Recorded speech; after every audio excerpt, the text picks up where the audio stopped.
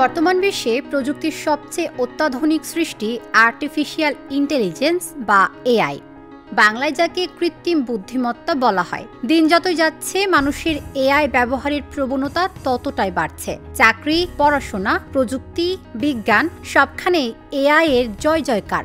AI যেন আমাদের রোজকার রুটিনেরই অংশ। বিশেষত চাকরির ইন্টারভিউতেও এআই ব্যবহার যেন দিনকে দিন হুমকি হয়ে যাচ্ছে।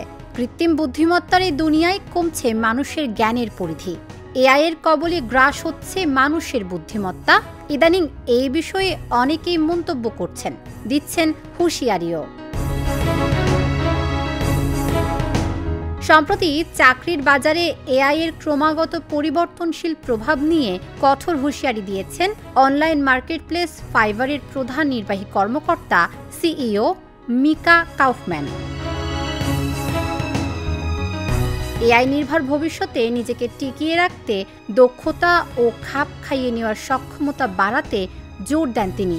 ফাইবারের একটি অভ্যন্তরীণ মেমোর বিস্তারিত বিবরণে তিনি এমন হুঁশিয়ারি দেন, পরবর্তীতে সেটি সামাজিক মাধ্যমেও শেয়ার দেওয়া হয়েছে। যেভাবে দ্রুতগতিতে প্রযুক্তির বিকাশ ঘটছে, তাতে অনলাইন প্ল্যাটফর্ম ভিত্তিক বাজার সহ শিল্প কারখানা নতুন করে ঢেলে সাজানোর সম্ভাবনা তৈরি হতে পারে। সেদিকে আভাস দিয়ে ভবিষ্যতের চ্যালেঞ্জগুলোর মোকাবিলায় উপযুক্ত করে নিজেদের ক্যারিয়ার গড়তে ফ্রিল্যান্সার্স ও কর্মীদের প্রতি আহ্বান জানান কাউফম্যান। তিনি বলেন, কঠিন সত্য হলো আপনার কর্মসংস্থান দখল করতে আসছে এআই। আমার চাকরিটাও তারা নিয়ে নেবে। এটা আপনাদের জেগে ওঠার ডাক। তাতে হোক না আপনি প্রোগ্রামার, ডিজাইনার, পণ্য ব্যবস্থাপক, ডেটা বিজ্ঞানী, আইনজীবী, বিক্রেতা বা কোনো ব্যবসায়ী, আপনাদের কর্মসংস্থান কেড়ে নিতে ধেয়ে আসছে এআই।